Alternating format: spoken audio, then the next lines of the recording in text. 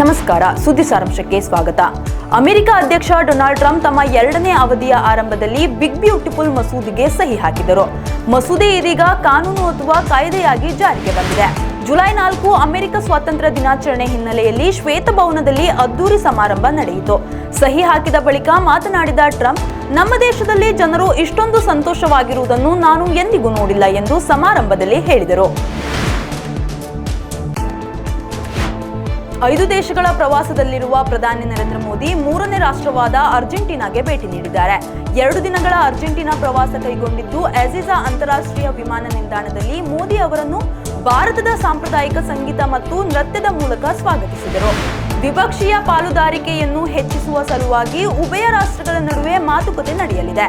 57 ವರ್ಷಗಳಲ್ಲಿ ಪ್ರಧಾನಮಂತ್ರಿ ಹಂತದಲ್ಲಿ ನಡೆಸುತ್ತಿರುವ ಮೊದಲ ದ್ವಿಪಕ್ಷೀಯ ಮಾತುಕತೆ ಇದಾಗಿದೆ.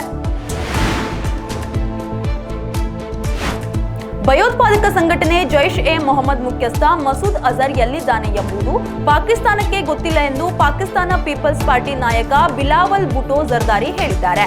ಅಲ್ ಜಜೀರಾಗೆ ನೀಡಿದ ಸಂದರ್ಶನದಲ್ಲಿ ಮಾತನಾಡಿದ ಭುಟ್ಟೋ, ಮಸೂದ್ ಪಾಕ್ ನೆಲದಲ್ಲಿಯೇ ಇದ್ದಾನೆ ಎಂಬುದಕ್ಕೆ ಭಾರತ ಪುರಾವೆ ನೀಡಿದರೆ ದೇಶ ಆತನನ್ನು ಬಂಧಿಸುತ್ತದೆ. ಆತ ಅಫ್ಘಾನಿಸ್ತಾನದಲ್ಲಿರಬಹುದು ಎಂಬುದು ಪಾಕಿಸ್ತಾನದ ನಂಬಿಕೆಯಾಗಿದೆ ಎಂದು ಭುಟ್ಟೋ ಹೇಳಿದ್ದಾರೆ. ಕಳೆದ 20 ದಿನಗಳಿಂದ ಕೇರಳದ ತಿರುವನಂತಪುರಂ ಅಂತಾರಾಷ್ಟ್ರೀಯ ವಿಮಾನ ನಿಲ್ದಾಣದಲ್ಲಿ ನಿಂತಿರುವ ಬ್ರಿಟನ್ನ ಯುದ್ಧ ವಿಮಾನವನ್ನು ಸರಿಪಡಿಸಲು ಬ್ರಿಟನ್ನಿಂದ 40 ತಂತ್ರಜ್ಞರ ತಂಡ ಆಗಮಿಸಲಿದೆ. ಈ ತಂತ್ರಜ್ಞರ ತಂಡ F-35 ಯುದ್ಧ ವಿಮಾನದ ರಿಪೇರಿಯ ಕೊನೆಯ ಯತ್ನ ನಡೆಸಲಿದ್ದಾರೆ.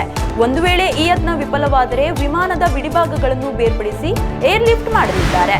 ಜೂನ್ 14ರಂದು ದಿಢೀರ್ ಇಂಧನ ಕೊರತೆಯಿಂದಾಗಿ ಬ್ರಿಟನ್ನ ಅತ್ಯಾಧುನಿಕ F-35 ಯುದ್ಧ ವಿಮಾನ ತಿರುವನಂತಪುರಂನ ಅಂತಾರಾಷ್ಟ್ರೀಯ ವಿಮಾನ ನಿಲ್ದಾಣದಲ್ಲಿ ತುರ್ತು ಭೂಸ್ಪರ್ಶ ಮಾಡಿತ್ತು.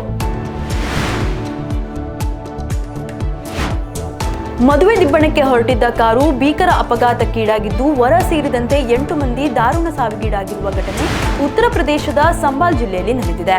ಬುಲೆರೋ SUV ಕಾರು ಕಾಲೇಜಿನ ಗೋಡೆಗೆ ಡಿಕ್ಕಿ ಹೊಡೆದ ಪರಿಣಾಮ 24 ವರ್ಷದ ವರ ಸೇರಿದಂತೆ ಒಂದೇ ಕುಟುಂಬದ 8 ಸದಸ್ಯರು ಸಾವನ್ನಪ್ಪಿದ್ದು 2 ಗಂಭೀರವಾಗಿ ಗಾಯಗೊಂಡಿದ್ದಾರೆ. ಬೆಳಿಗ್ಗೆ 6:30 ಸುಮಾರಿಗೆ ಜವಾನಿ ಗ್ರಾಮದಲ್ಲಿ ಈ ಘಟನೆ ಸಂಭವಿಸಿದೆ. ಚಾಲಕನ ನಿಯಂತ್ರಣ ತಪ್ಪಿದಾಗ ಬುಲೆರೋ ಕಾರು ಅತಿ ವೇಗದಲ್ಲಿ ಚಲಿಸುತ್ತಿತ್ತು ಎಂದು ವರದಿಯಾಗಿದೆ.